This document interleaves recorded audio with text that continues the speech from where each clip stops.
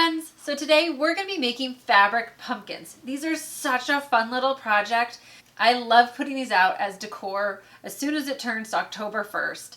And I thought it'd be a really fun project to share with you today.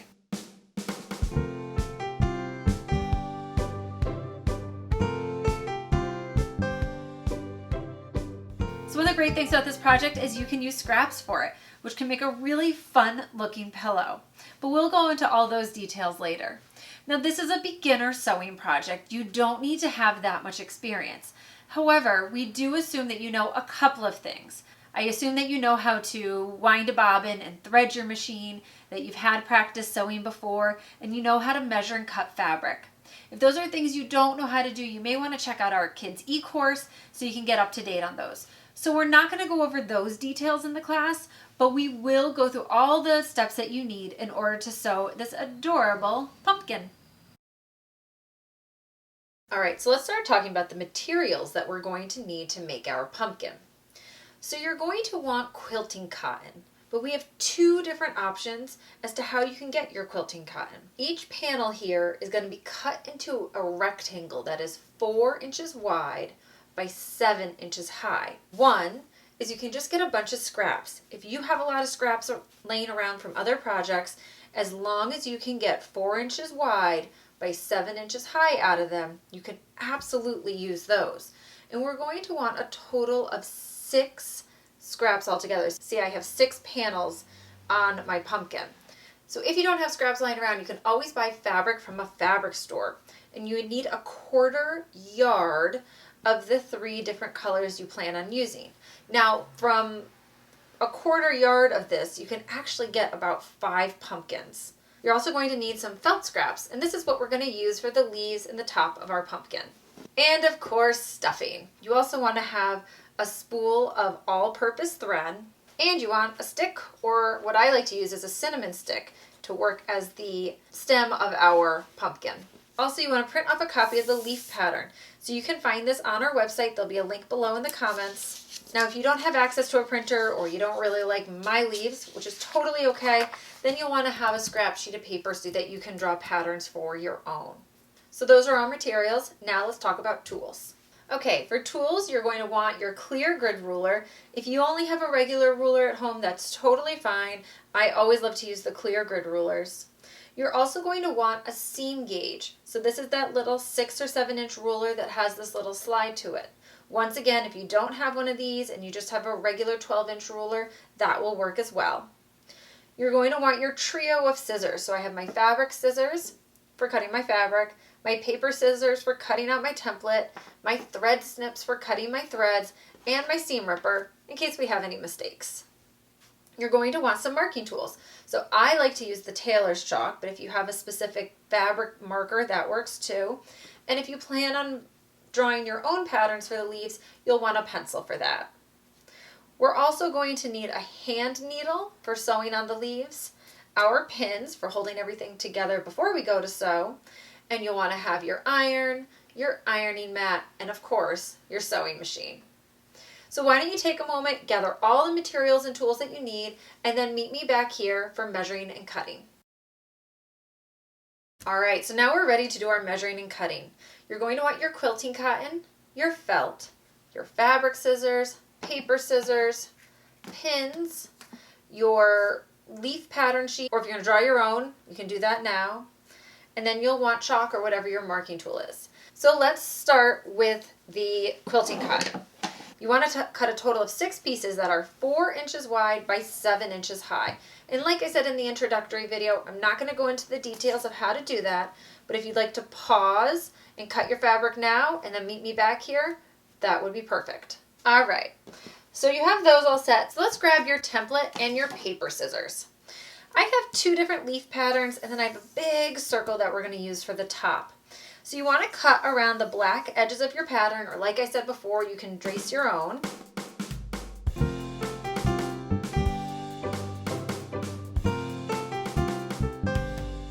Okay, once those are all cut out, you want to grab your felt, your marking tool, your pins, and of course your pattern pieces. So I like to have a lot of leaves. I'm probably going to do a total of 4 leaves. So I have plenty of room here, but you want to make sure that you have a scrap that's big enough to put your big circle in. So you may have to kind of lay things out and adjust them a little bit to get everything to fit. And once you know how you want to do it, you want to take a pin and then we're going to pin it into place. So remember, when we do pins, we want them to go in and then back out again. And that's what's going to keep it really secure. And once you have it pinned into place, you can take your chalk and carefully draw along the outside. Take your pin out and use your fabric scissors to cut it out. So I'm going to go ahead and cut 3 more leaves and my big circle. Now is a great time for you to pause, pin on your pattern pieces, and then catch up with me when I'm done.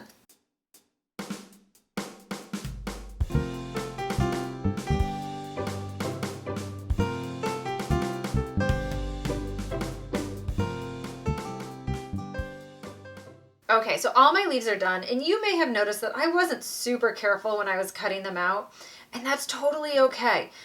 These are organic shape, which means they're kind of like natural shapes. And there's no 2 pumpkin leaves that look exactly the same, so it's totally okay if mine don't either.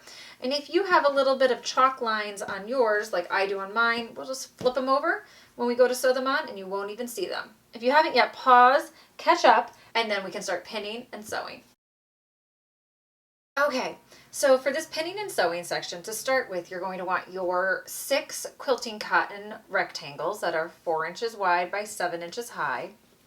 You're going to want chalk, your pins, and your clear grid ruler. So the first thing we want to do is figure out our layout. So when we make our pumpkin, everything gets turned into kind of like a big ball, but to start with, we have to lay it all flat. So how you want to lay out your pieces is totally up to you.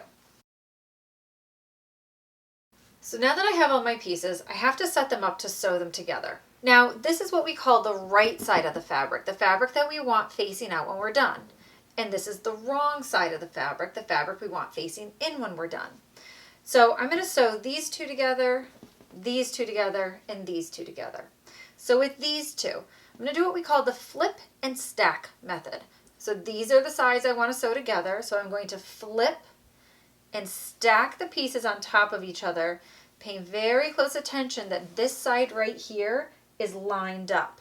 Next, I want to draw on my sewing line, or if you've taken our e-course, maybe you're familiar with the term now, seam allowance. So to do that, I'm going to line up my clear grid ruler at the 1/2 inch mark, and I'm going to take my chalk and just draw a nice light line. Now, if you don't have a clear grid ruler, you can just take a regular ruler, turn it sideways. There we go. So it's lined up with the 1/2 inch, make a mark, slide on down, make a mark, and slide on down and make a mark. So then I'll take my pins, and I'm just going to put in 2 pins, and I'm going to put them right inside the sewing line here so that they don't get in the way of my machine. All right, so now is a good time for you to pause and catch up with me on the first one. I'm going to speed up and do the other 2 as well.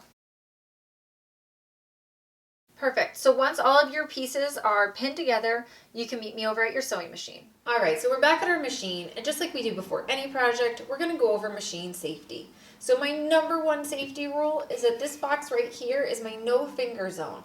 Let's keep our fingers out of this box when we're sewing so that we don't accidentally get too close to that needle.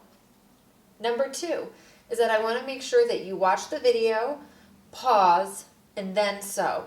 Please don't try to watch and sew at the same time, because if you're trying to do more than focus on your machine, you're more likely to have an issue. And 3, if your machine starts to make a funny noise, stop, turn off the power, and then fix the noise. Don't just keep on going, or you may hurt yourself, your machine, or your project. All right, so let's talk about our settings. You want to find where on your machine you have your stitch selector. So that's wherever you have those squiggly lines. And we want to be at the straight stitch, so the line that goes up and down. Then you want to find where your stitch length is. And you want your stitch length right in the middle. So for me, that's between 2 and 3. If you can change your width separately, you want to make sure that your width is at a 0 or whatever its regular setting is. If you have one of these machines, you'll also have a needle position selector, and you want that to be center. And then you want to look over at your tension dial, which may also be right here. And you want to find the medium setting. So for me, that's 4. It may say auto, or it may just be whatever number is in the middle. So take a moment, set up those settings, and then we'll get ready to sew. So you want to take your first pinned pair of fabric, sew all the way down the line. So I'm going to sew all the way down to the bottom and I'll meet you there. Press your reverse button, go back a few stitches, go forward a few stitches, and then take it on off. So now is a good time to pause and do the one. I'm going to speed up ahead and go through the rest of mine. And when you're done with all three of yours, you can meet me back at the prep table. Okay, so now that we're back here again, we're going to lay out all of our pieces one more time. Okay, so now I want to sew these two pieces together. So I'm going to do the exact same thing. I'm going to keep them like this, then I'm going to flip and stack them on top of each other so that this right edge is lined up, and I'm going to draw my line, pin, and sew it just like we did before. So now is a good time for you to pause and then catch up with me when you're done.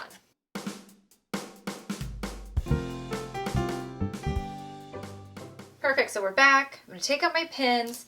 You probably can guess where this is going. I'm going to lay everything out, and then we have this one last piece that needs to be attached, and we're going to do it in the exact same way that we did the other ones.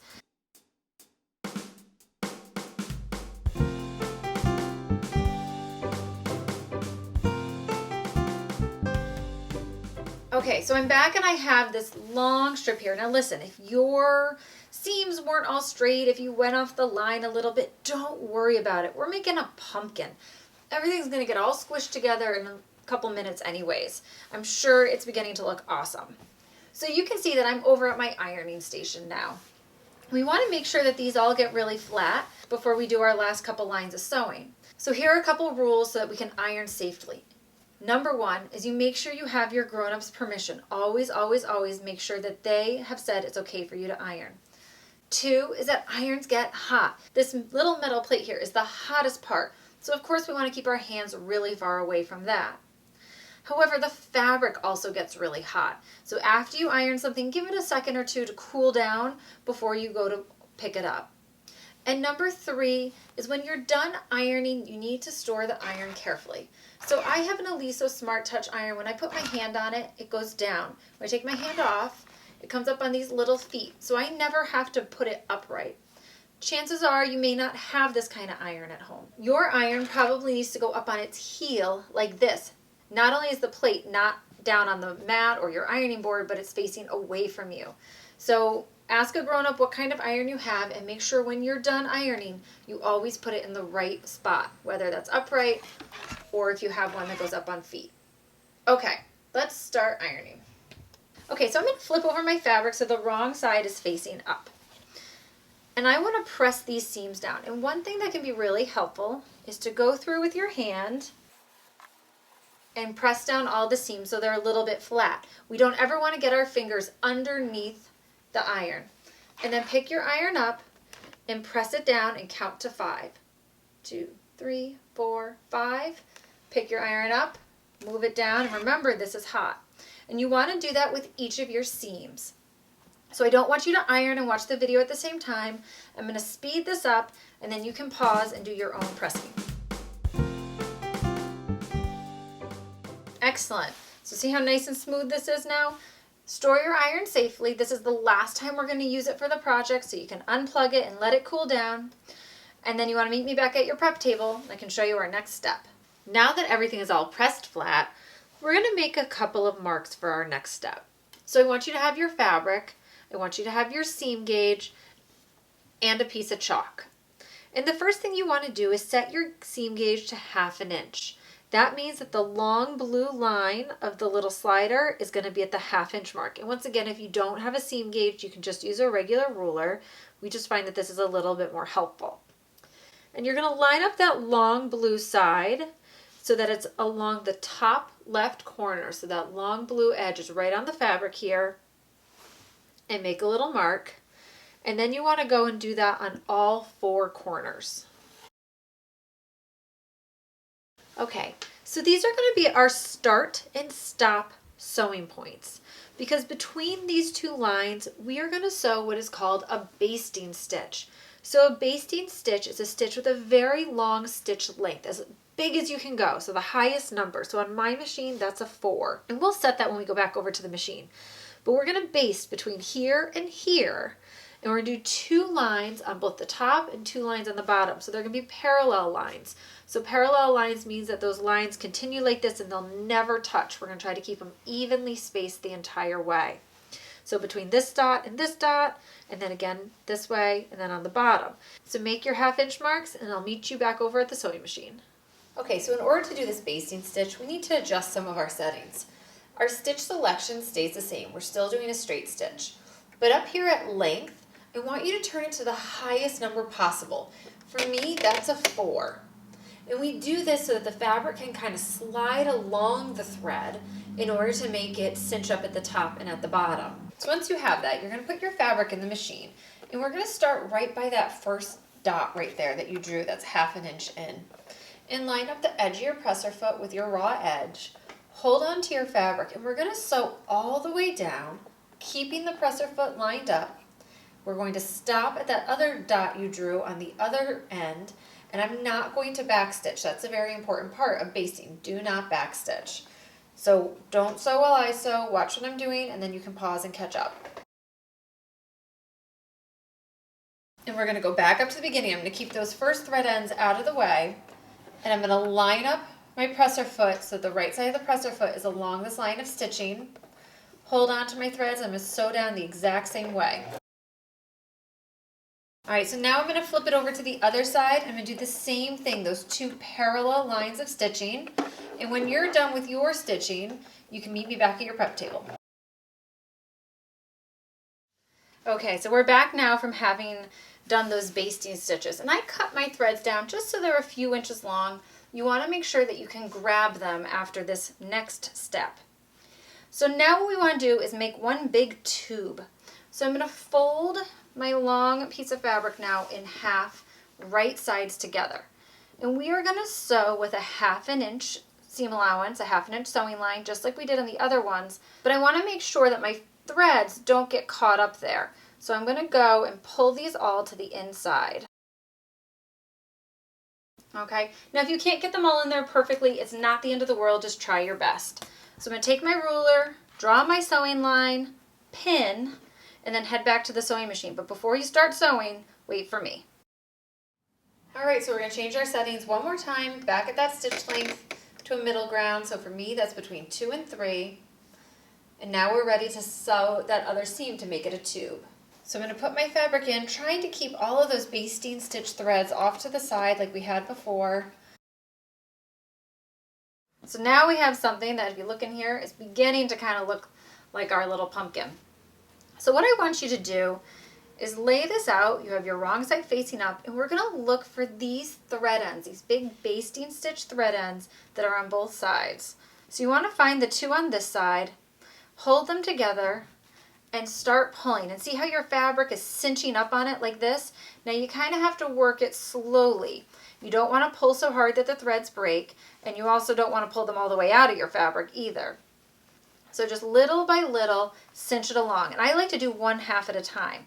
So I'll do it up until my middle point here, that middle seam, and then I'll flip it over and do the other side. And so then from over here, I can grab and pull it up. And you want to get it as tight as you can, but again, don't break anything. So I'm going to speed this up. You can pause, find your threads, and start squishing. And I'll meet you back here when we're all squished up. Okay, so when you have it as tight as it can be, you want to take the thread ends from one side and the thread ends from the other, and you're going to tie them into a knot. And if it's helpful to get another pair of hands to help you with this, then by all means do it. It doesn't have to be a super tight knot, just to kind of hold everything into place when we go over to our sewing machine. There's so many layers of fabric here, it's really tricky to pin it. So I'm going to tie that into a knot and clip my threads a little bit closer so they're just not crazy. Okay, now when we go over to the sewing machine, we're going to sew right here. If your lines are nicely parallel, you can actually try to sew in between the 2 of them. If not, just do your best. One of the great things about basting stitches is we can always take them out. Okay, so this is our last step at the sewing machine. And you want to put that gathered side underneath the presser foot. Holding on to your threads, turn your hand wheel, put your needle in, sew a few stitches forward, stop, and sew a few stitches back. Now you can see that it's going to be hard to get all of this underneath the presser foot without having my fingers anywhere nearby. So one thing you can do is take like a small pair of scissors or a pencil and sew a little and then move it down. You're kind of pushing the fabric underneath just a little bit just to keep it together. And then once it's over onto the hump, it usually sews just fine. And that's the last step that we'll do with the sewing machine. So now's a good time to pause and catch up, and I'll meet you back at your prep table. So it's time to do some of the finishing steps to make this look like a pumpkin. You're going to want your little pumpkin fabric. You're going to want all the felt pieces, your stuffing, pins, your hand sewing needle, snips, and your thread. And once again, I'm going to use the dark blue thread just so you can see what I'm doing. But if I were making this for myself, I probably would use like a yellow or an orange just so it kind of blends in. So the first thing we're going to do is turn our pumpkin right side out. So now turn it so the pumpkin is kind of, the hole is upright. It's almost like you have a little bowl here, a little bag. And once again, you're going to find those stitches. And if your stitch got caught in like mine did, you can use a pin or your needle to kind of pick it out. But you're going to find those stitches on this side, just like we did last time, and start to gently pull. Now we don't want to close it all the way up yet. So just pull it maybe like halfway shut and then go to the other side. Find your stitches, your thread ends, and pull a bit more. So now we just have like a little bit more of a closed bowl. You can start to take your stuffing and carefully put it in. And very carefully, we're going to go back to those threads that we were holding on to and start pulling them tighter. Now, just like on the bottom, you want to make sure that you're not pulling it so tightly that it breaks. If they do break, because it happens, what I want you to do is to take a needle, a hand sewing needle, and thread it. And you're just going to go in and out, in and out, in and out, all the way around the fabric. This is only if your thread breaks. So you don't have to take everything out of here and put it back in the sewing machine. You can just use a hand needle and thread to fix it up. Okay, so this is about as tight as mine's going to get. And so I'm going to take my two batches of threads, the ones on the right and the ones on the left, and tie a knot. Now I'm going to cut off my extra threads just about here, like an inch or so from the end. It doesn't have to be right up close to it. Okay, so now you want to take that big felt piece. You can see my felt piece is huge. I wanted to make sure it was really big just in case your opening is bigger than mine. So I'm going to trim this down so it's just a little bit bigger than my outside line of stitching here. You'll probably notice that when the time comes to put in our stick, we're going to have a problem. So you want to take your felt, fold it in half, take your fabric scissors, and just make a teeny tiny little snip, really small. And that way, once it turns around, you should be able to fit your stick in. And if it's not big enough, you can always make it a little bit bigger, but you want it strong enough that's going to hold the stick upright. And we're going to pin the top on to your pumpkin, making sure that you cover all those basting stitches, and you only need like 2 or 3 pins. So you're going to go in and out. Make sure those thread ends get tucked under, in and out. Remember, pinning is just there to hold something into place before the next step. So thread your needle and tie your knot. All right, and we're going to do what's called a whip stitch. So I want you to take your needle, and you're going to take a little stitch in the pumpkin underneath where your little circle covers up. Take a stitch and go right out through the felt and pull it so that knot is tight against the pumpkin. And we're going to keep going like that. So you're going to move up a little bit, go in the pumpkin, and out the felt. So take a moment here and look at what my needle looks like. So it's going through the pumpkin and out through the felt. And then pull it on through. Now these stitches don't need to be super close together because this isn't something that's going to get a lot of use. It's just decoration, so it doesn't have to be like super secure. But the smaller the stitch you make and the closer it is together, the stronger your stitch will be. Okay, so I'm going to sew all the way around here. Now is a great time for you to pause and do the same. If you find that you've reached, like, let's say over here, and you run out of thread, then I want you to skip to the end where I finish, because I'm going to show you how to tie a knot.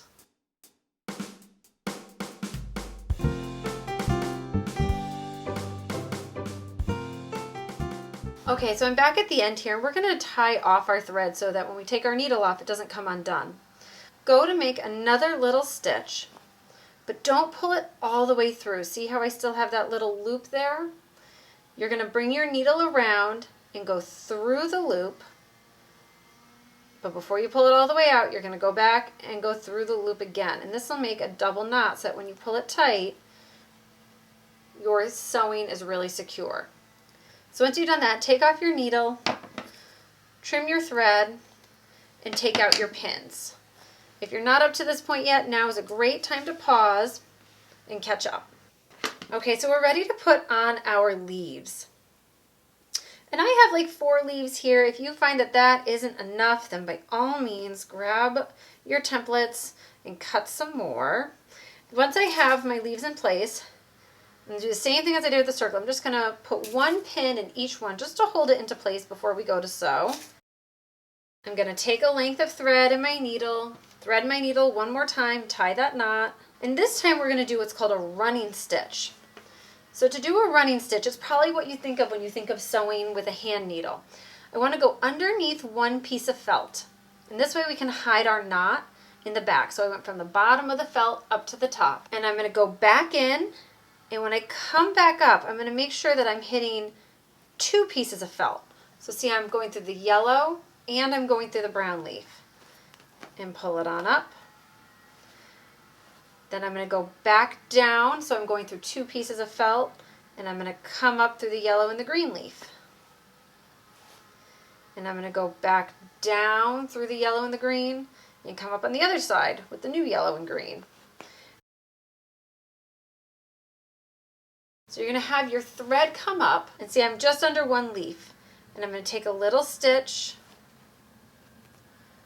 oops, not pull it all the way through, put my thread through the loop and pull, put my thread through the loop and pull it nice and tight, and then when I clip that thread, it'll be hidden by the upper leaf. Alright, so I'm going to take out all my pins, wiggle back in my stick, and again you can use a cinnamon stick or regular one. Sometimes with the stuffing you kind of have to adjust it in there. And I have a pumpkin. Alright guys, I'm sure your pumpkins look awesome. I would love to see them. Please send me an email at laura@hartfordstitch.com with a picture, or if you're on social media, you can tag Hartford Stitch in your post. I think these are so much fun. I'm now totally ready to go raid my scrap bin and see how many other little pumpkins I can make today. Thanks so much for joining me, and happy stitching.